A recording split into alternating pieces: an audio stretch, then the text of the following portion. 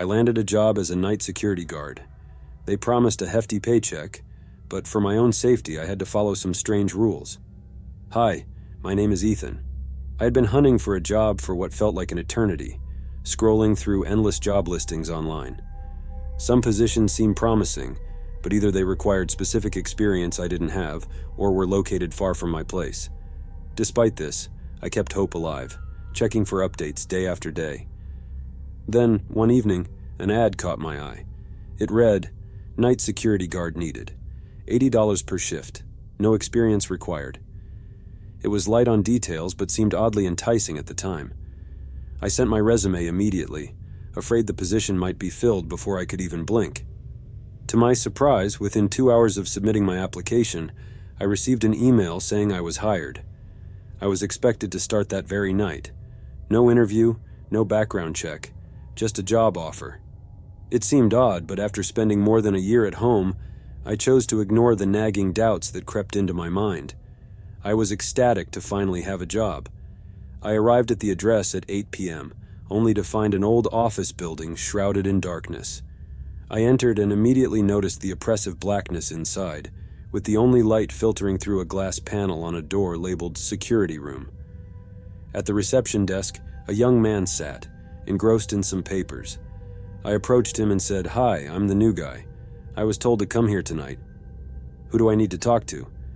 The guy looked up slowly from his documents and said, "Good evening. There's no one from management here right now, but they left a note for you on the desk." He pointed to a door. "What kind of nonsense is this?" "A note?" I thought with a smirk. "Just read it. If everything seems okay, you can start your shift," he added. "All right," I replied and entered the office.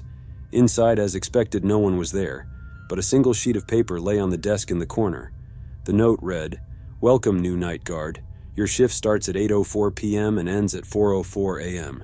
Upon arrival and relieving the current guard, you may stay in the security room as long as you like, but at least once during your shift, you must use the elevator to go to the top floor. Once there, proceed to the end of the attic and flip the switch on the wall. That's all. If the other guard isn't in the security room when you arrive, make a note in the logbook and we'll inform his family.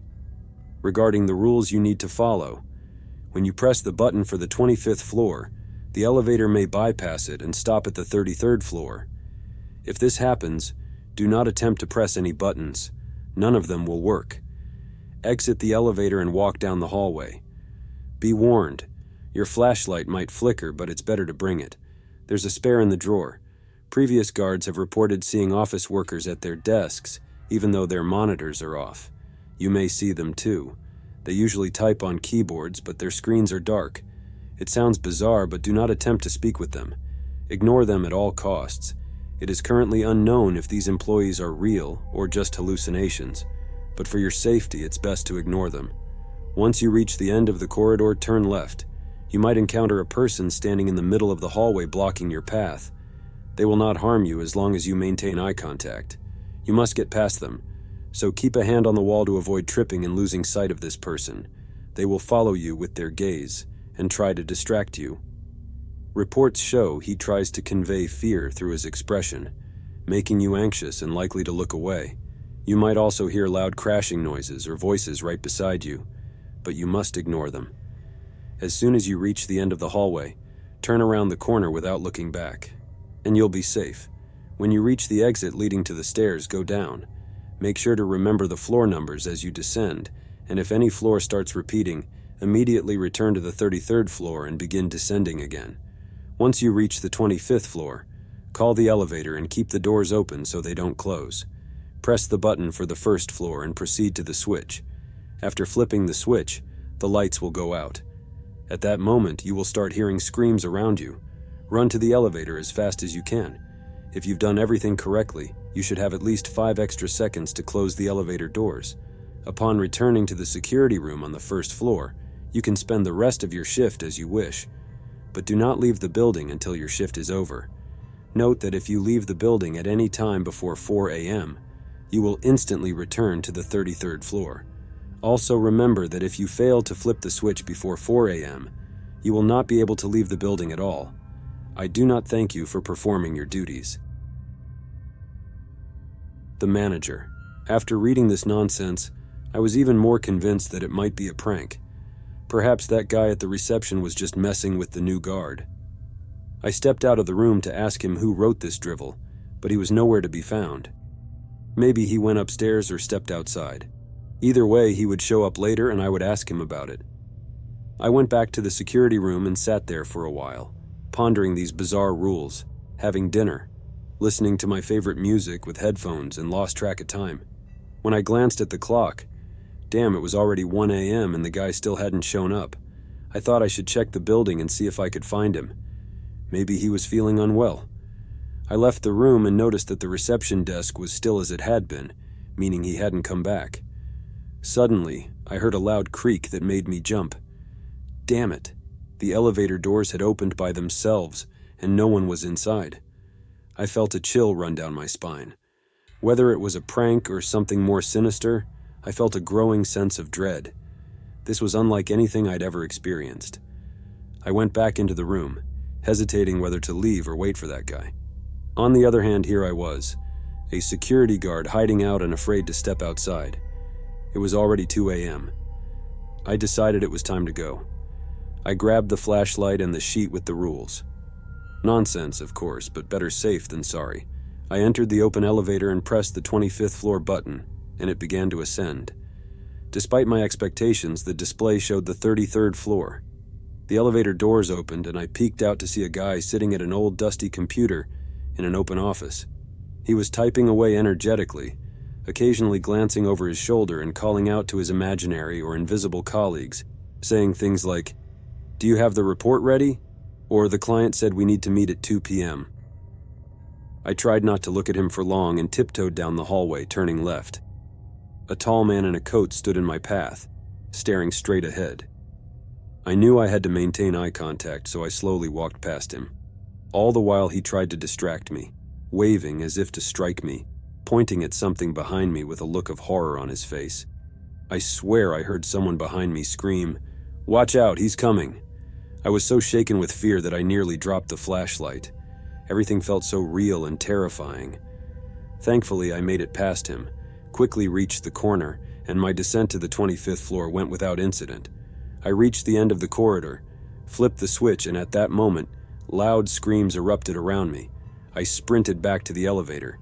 Fortunately, the doors closed quickly, and the elevator started descending. The screams gradually faded away.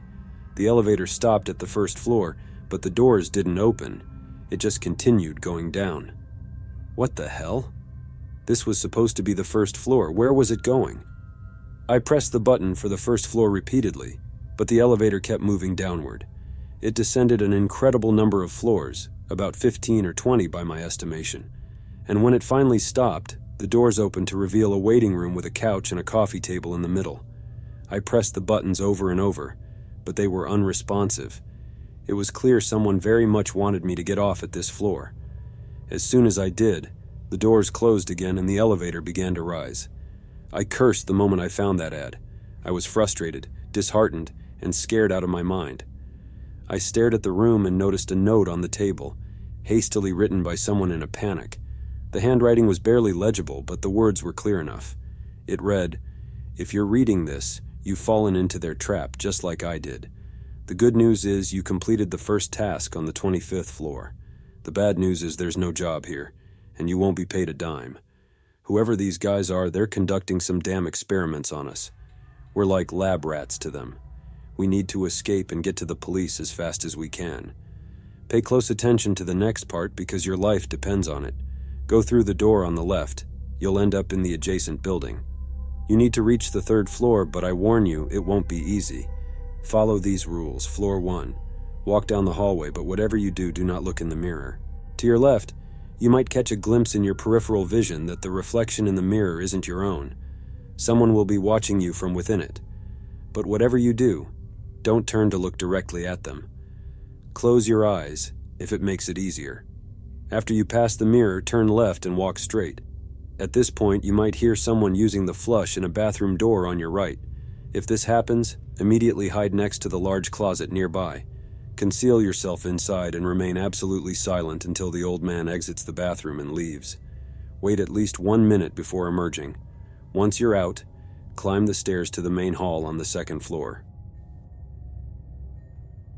Floor 2. Turn right and open the second door on the left. It will be painted blue. I have no idea what will happen if you open other doors, so it's best not to test your luck. Inside, you'll find a large room filled with mannequins. Dozens of them will stand on either side. You might hear the mannequins shifting their gaze and changing poses when you turn away, but I don't think they'll harm you if you don't disturb them. If any mannequin heads fall to the floor and roll in front of you, run as fast as you can and slam the door behind you as soon as you're through. You should exit near the stairs. Move through the hall without getting worked up, and ignore any voices you hear from adjacent rooms, even if someone is asking for help. If you see doors opening or hear noises, hide again. It could be the old man. He might seem easy to handle, but don't let your guard down. Once he's gone, proceed up the stairs. Floor 3. Remember that man from the 33rd floor you had to maintain eye contact with? He might be here too. This time he'll be more aggressive. You'll hear someone shouting, "I'm going to catch you now." But ignore it. You'll also start feeling a burning sensation in your eyes. Try not to blink. If you absolutely must blink, keep your eyes closed for no more than a second. Maintain eye contact with him and walk through the hall until you turn left. If you see a woman in a white lab coat standing in front of the elevator, just stand next to her and wait for the elevator to arrive. If she asks you to enter the elevator with her, politely decline. If she says nothing, you may enter with her, but don't speak. Just keep your eyes forward. Once inside the elevator, you'll notice there are no buttons. The elevator will start ascending on its own. When it stops, wait until the woman exits and remain inside until the elevator starts moving again. If she asks if you're coming with her, politely refuse. Once the door closes, the elevator should rise several more floors. If the woman entered when the door opened, exit immediately. I don't know where you'll end up or what you'll need to do there, so you're on your own. I managed to return here briefly to leave these warnings based on my own experience and that of other guards. I don't know where I'll be by now. Maybe I escaped or maybe I'm gone. If you do manage to get out, please expose those bastards for what they've done. Good luck. The guard before you. You must have a real taste for dark humor, buddy, was my first thought. But still, I figured it was better to stick to these rules crafted by some twisted mind. To my luck, 10 minutes later, I managed to reach the elevator, following every single instruction left by the previous guard. Aside from the old man in the bathroom, no one else had bothered me. I heard giggling and footsteps in the mannequin room, but neither the man from the 33rd floor nor the woman in the lab coat showed up, so I made it up the elevator without incident. My heart pounded so fast I thought it might burst from my chest. The elevator began its ascent. I prayed for it all to end soon. My hope was short-lived because when the elevator stopped and the doors opened, I found myself in a high-security room filled with cameras and monitors. On a desk atop a keyboard lay another note. I sat down at the desk in front of a monitor, feeling I needed a break after such a harrowing ordeal. I was exhausted, terrified. On one hand, I felt vulnerable without any weapons, but on the other, I was relieved I didn't have anything I could use to potentially end it all. I tried not to think that suicide might be better than a far worse fate. I glanced at the monitor, which displayed footage from several cameras. The footage seemed to show an old hospital or laboratory.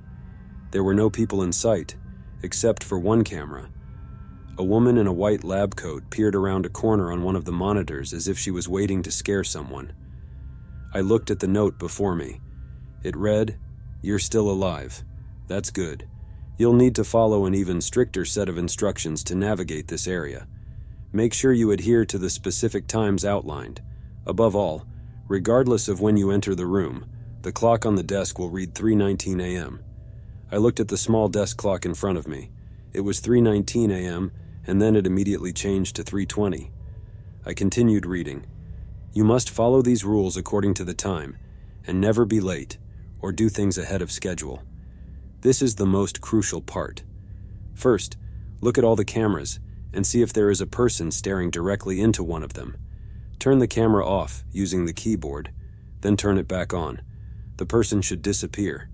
If not, repeat until they are gone. You need to be ready precisely at 3:35 a.m. Exit and inspect the entire building. You must check every room on floors 1 and 2, and you should return to the security room by 4 a.m. During your patrol, you might encounter a doctor in one of the rooms. He usually appears out of nowhere. One moment the room is empty, and the next, when you turn around, he's there performing surgery on someone's body. If you see him, back away slowly and try to leave the room quietly without being noticed. If he calls you, don't ignore him. He'll ask you to help by handing him a surgical instrument from a tray.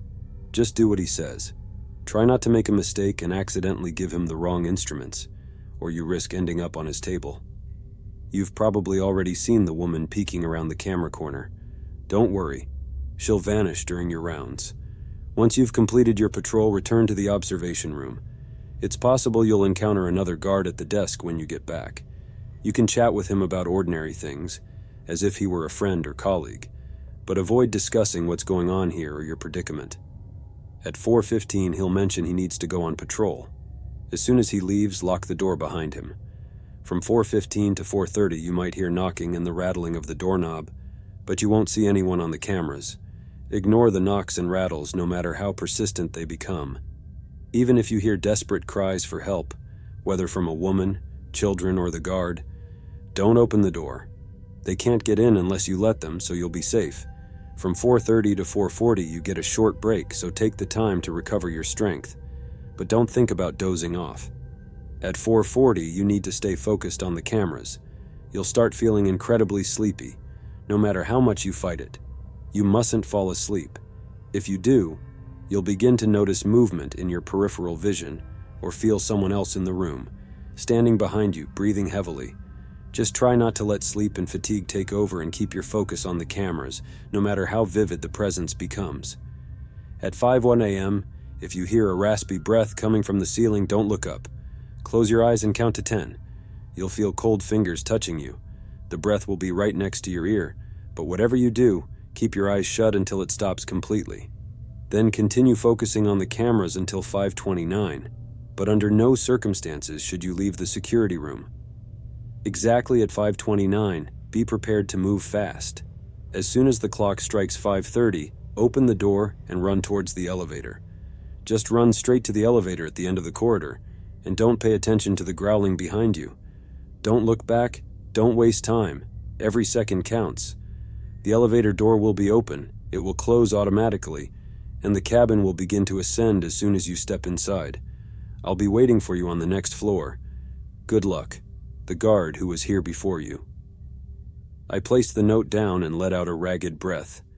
It was 3:24 a.m. I glanced at the monitors and saw a man staring intently from one of the cameras. I flicked the camera off and back on. Of course, within seconds, he was gone. It was 3:35 a.m. I stepped out to begin my patrol, trying to move as swiftly as possible. I kept checking the time. After inspecting the last room, I was heading towards the exit when I heard singing behind me. Turning around, I saw a figure in a bloodied lab coat. He was operating on a body on the table, something that hadn't been there a moment before, I swear. Frozen in place, I watched as the doctor focused on his grisly task, humming a creepy tune that grew louder and more unsettling. Trying to stifle my scream, I backed away slowly, reaching for the door handle and keeping my eyes locked on the exit. I stopped, dead in my tracks. "Stop," the doctor called out. I turned back, feeling as if my heart was about to explode. "Damn it, I almost forgot," the doctor muttered, grabbing a scalpel and returning to his work with no further regard for me. I exhaled quietly in relief, and slowly, keeping a safe distance, made my way back to the security room. The room was empty, no sign of the other guard mentioned in the note. I locked the door and continued following the grueling instructions until 5:29 a.m., trying to ignore the horrors around me. When the clock struck 5:30, I heard a growl. I jumped from my chair, flung open the door, and ran as fast as I could. The growl was somewhere behind me, a demonic sound that grew closer and more menacing. I burst into the elevator, almost colliding with the walls. I glanced back just in time to see a pair of red eyes glaring at me from the corridor. The elevator doors slammed shut, and it began its ascent. Soon, it stopped, and the doors opened to a room with an electronic door on the opposite side. The stark white walls and floor were interrupted only by a monitor on one wall and a figure seated behind a desk in dark uniform. The patch on his back read, "Security. Finally, I found you." I smiled and stepped out of the elevator. The security guard stood up, turning around with a confused look. I immediately tried to explain who I was and thanked him for leaving the instructions. However, he shook his head and asked, "What are you talking about?" "You wrote in the note that you'd be waiting for me on this floor," I replied. "What note?" "Listen, man, I just want to get out of here. I've been stuck here for so long trying to get through this goddamn door. Look, I followed everything in your notes. You said you'd be here, so stop messing with me." I pulled out the note and handed it to him. He examined it carefully, then looked back at me and said, "I'm afraid you've got the wrong person. I didn't write anything." "Well, if it wasn't you, then who the hell was it?" I demanded. The monitor flickered to life, displaying the words, "Welcome, new recruits." The image flashed on the screen before vanishing. Then text appeared, prompting both the other guard and me to lean in closer to read. "Until now, you've done well. You're not far from achieving your goal, but be aware that the task will become more challenging, and you'll need to work as a team to survive. The door will open in 1 minute. To your left, you'll see the guard station. Enter it and read the note as soon as we're done reading." The monitor turned off, and the electronic door buzzed open. A cold draft hit my face as we stepped through the threshold. I noticed the windows in this room overlooked the street outside. "What the hell?" the other guard muttered. "Hey, maybe we should just bolt. I mean, forget the money, let's get out of here," I suggested. "Hold on, there's definitely a catch. They're not just going to let us go like that. Let's check out the guard station first," I replied. We entered the guard station. Inside, there was a table and a chair with a note lying on the table next to a clock that read, 5 minutes past midnight. The note read, "There are 3 fundamental rules you must strictly adhere to at all times. First rule, never, ever deviate from your path. If you do, getting lost will be the least of your problems. Second rule, never stay together for too long. Doing so will attract them. Following these 2 rules is the third. Whenever guards meet again, they must use code phrases. Example, the first guard asks, 'Where does the cat go?' And the second guard responds, 'The alley.' Note that the phrase must be spoken exactly as stated, word for word. Regarding the other rules, outside there is a park and 1 guard must remain in the guard station while the other patrols. The entire route takes about 10 minutes. Rules for the patrolling guard. Under no circumstances is the patrolling guard allowed to deviate from the path. Turn left at the intersection, and you will complete a loop, returning to the guard station. If you accidentally hear another guard's voice coming from the trees, calling for help, ignore it. You will hear the same phrase with the same tone repeatedly. Pay attention to other sounds as well. If it suddenly becomes quiet in the park, end your patrol and return, but do not look back or at the trees during your patrol. Every 5 minutes or so, loudly shout a simple word like, "Hello." If your voice does not echo, run back to the guard station immediately. If you encounter a person halfway down the path, always shine your flashlight in their face. They will ask you to turn it off, claiming you're blinding them, but do not listen.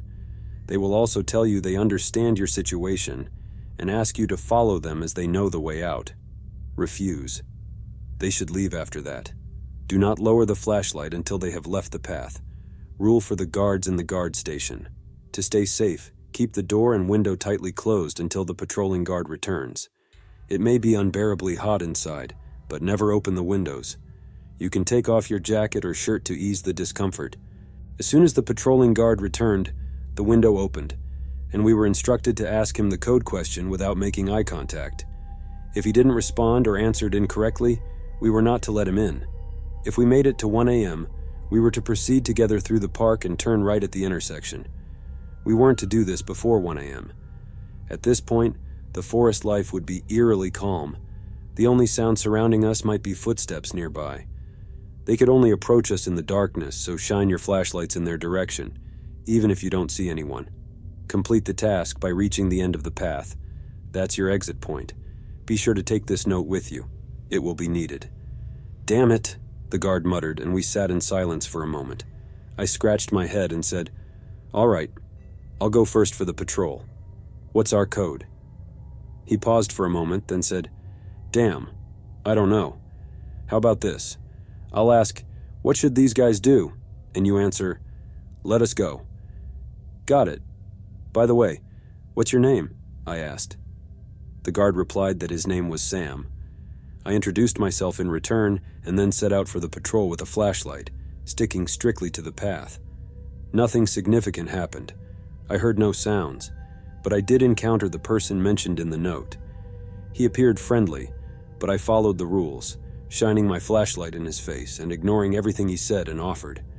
Eventually, he left. I completed my patrol and returned to the guard station. We exchanged code phrases, and Sam went out for his patrol. I followed the set of rules until he came back, and we repeated the code phrases. By the time I finished my patrol, it was 3 minutes past 2 a.m. It was time to proceed together. We quietly walked the trail, focusing on the deafening silence around us. When we began to hear footsteps somewhere nearby, it sounded like someone was darting from one tree to another, stopping intermittently between them. This pattern continued over and over. Sam and I tried to direct our flashlight beams toward the source of the noise, but no matter how quickly we reacted, we couldn't catch a glimpse of whoever was running around. Figures flickered here and there, but they were always just out of reach or hidden behind a tree. Finally, we reached the end. On the other side, in the middle of a clearing, was a wooden box with an object on top. As we approached, it became clear that the object was a gun, and beneath it was another note. Sam picked it up and read aloud, "Read the inscription on the back." Sam turned it over and we both read in silence what was written. "Only one of you can survive." The realization hit us like a ton of bricks, and without hesitation, we both lunged for the gun. After a brief struggle, the gun was in my hand and I aimed it at Sam. "Don't do this, man. I have a wife and a young daughter, please," Sam pleaded. I kept my finger on the trigger, glancing between him and the gates. I needed to get out of here. I've had enough of this crap, I thought. I looked at Sam's face one last time, but at that moment, I knew I couldn't go through with it. Dropping the gun to the ground, I said, "I'm not playing this game. I'm not doing this for their entertainment. I'm sure we can find another way out." I turned to inspect the gates when I heard Sam's voice behind me. "Sorry, buddy." I turned around to see him aiming the gun at me. "What are you doing, Sam?" "You read the note, buddy. One of us has to die. There's no other way." "Put the gun down, damn it. We both can get out of here alive. We just need to stick together." "I need to get back to my family," Sam said. "No." He pulled the trigger, but no shot fired. Instead, there was a click, and Sam dropped the gun, clutching his hand in pain. "What the hell?" "Something stung me," Sam said, bewildered. In that moment, Sam ceased moving entirely. His eyes closed. I shook him, but it was too late. He was likely already dead. And just then, the gates opened. I knew I couldn't waste any more time, so I stepped through the gates. Sam's body lay motionless on the ground.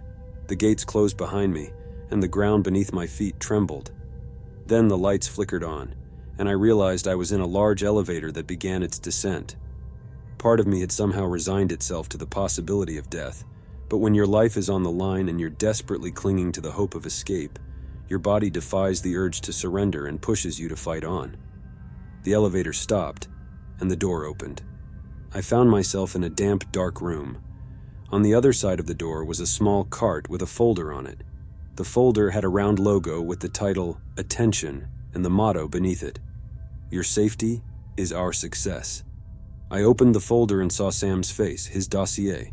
Inside, I found everything about him, including his age, family, and even behavioral patterns.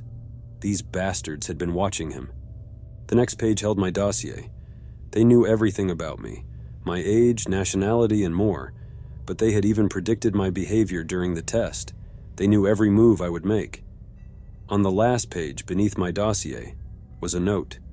It read, "Congratulations on still being alive. There is one last task and then you will receive your reward. Make your way to the elevator. On the other side of this zone, the list of rules for the final part is as follows. As soon as you pass through this door, walk straight down the corridor. Do not look, approach, or touch the left and right sides. Despite the overwhelming urge, do not stop for more than 2 seconds at any time. You will hear whispers coming from the other side of the glass. If the whisper suddenly stops, run as fast as you can to the door. Upon reaching the door, you will find yourself on a wide bridge. There will be a person wandering aimlessly. He may look weak and drunk, but do not underestimate him. Move only when he is not looking at you, and when he is, stand still. If you see him suddenly stop moving and become silent, he might have sensed you. The best thing to do is stand perfectly still and hold your breath. He may approach and inspect you, but do not move a muscle until you see him calm down and turn away. Do not even think about darting for the door when you're near him. If he sees you, he will catch you, no matter how close you are to the door. Close the door behind you and you will find yourself in a dormitory. On a wooden plate beside you will be stones. Put them in your pocket and keep one ready at all times. Move through the next zone as quietly as possible, especially if you hear footsteps or sniffing nearby. Pay special attention to floor creaks. If you think you've attracted attention, throw the stones as far away as possible to distract it. Do not run until it is distracted. If a creature blocks your path, do not go towards the exit. Look for room 109. By now, the creature will likely be aware of your presence, so enter the room and close the door as quickly as possible. You will see there's nowhere to hide as the room is empty. This is not a problem. The creature is blind. Run to any corner of the room, stay quiet, and try to stay calm while the creature roars and pounds on the door. Once inside, it will scan the room and sniff the air. You'll be safe as long as you make no sound. After about a minute, the creature will leave, and you can safely make your way to the next exit. Leaving the dormitory through the back door and closing it, turn left. The rest of the note was illegible except for a few words and the company's signature at the bottom. I squinted, reading the note over and over, but no matter how many times I read it, the text remained the same. I cursed loudly, stuffed the note into my pocket, and exhaled deeply. The final stretch. Whatever happens after this, it all ends here, I thought to myself. I pushed the door open, and the instant I did, whispers began to seep through from both sides. They sounded unnatural, like someone on the other side of the glass was playfully taunting me with a group of friends behind my back, trying to keep it quiet, but failing miserably. I walked for what felt like an eternity, the whispers growing louder in my ears. Then, without warning, they abruptly ceased, followed by a deafening thud. Fingerprints began to appear on the glass. First 1, then 2, then 10, 100, 1,000, all within a heartbeat. I sprinted down the corridor and slammed into the door with my shoulder, turning to slam it shut behind me. The corridor fell eerily silent. No sounds, no fingerprints. I wasn't about to take any chances and lock the door behind me.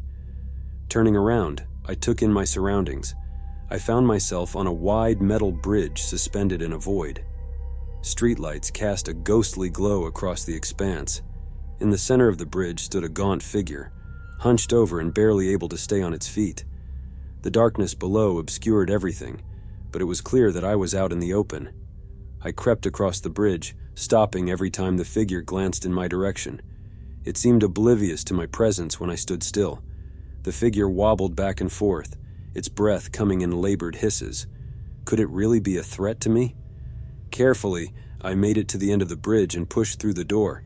Inside the dormitory, I grabbed some small stones and listened intently. No sounds. I quickly found room 113, and as soon as my hand touched the doorknob, a chilling scream echoed down the hallway. I slipped inside and slammed the door shut, huddling in the corner, trying to stifle my breathing as much as possible.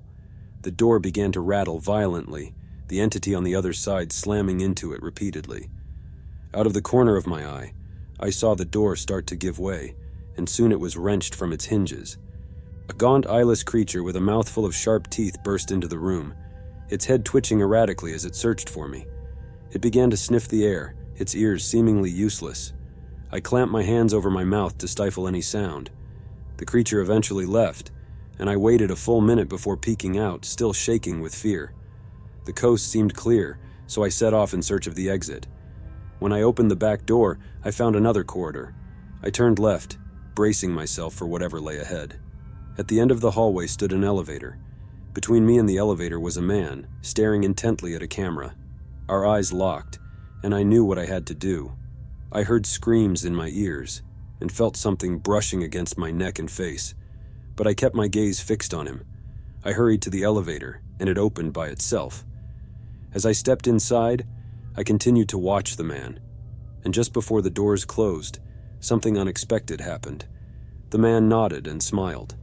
This time, the elevator began its ascent. I had no idea where it was taking me, but before I could properly consider it, the doors opened again. I stepped out into a room shrouded in darkness, with only a small beam of light shining ahead.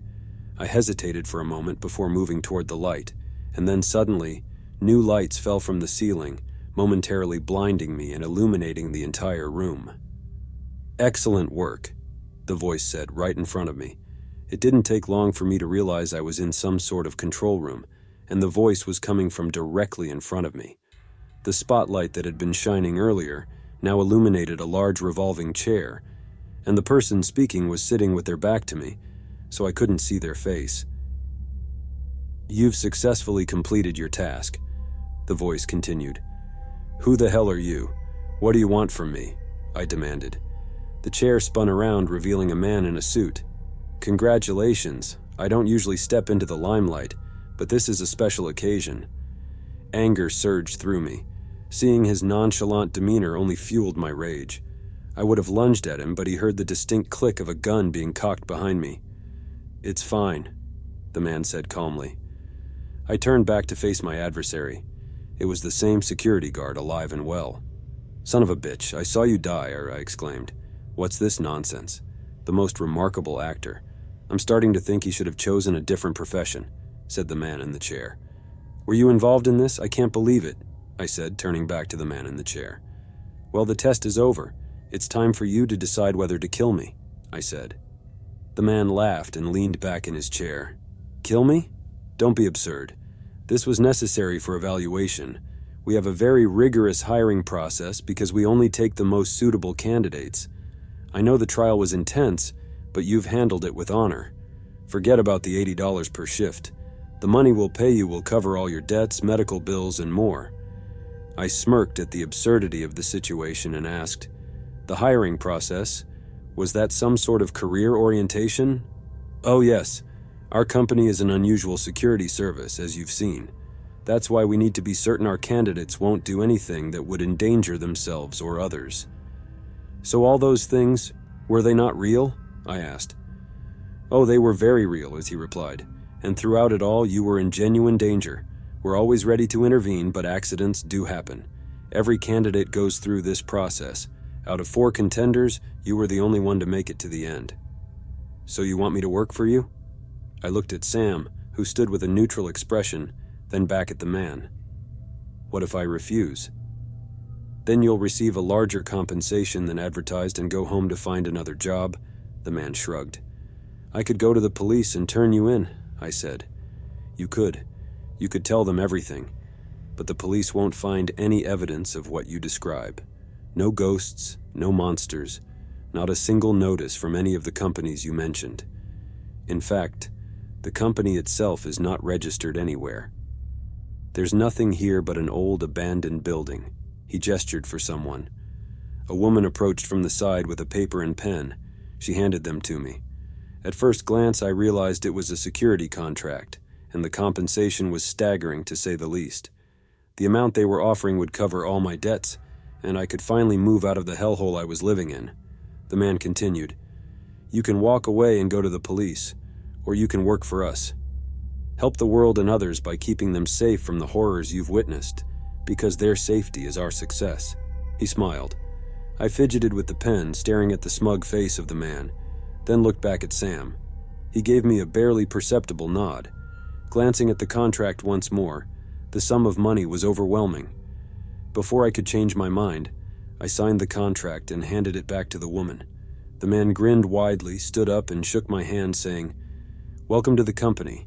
If you enjoyed the story and plot, make sure to like the video." I want to know how many viewers are waiting and eager to see the continuation of Ethan's incredible adventures.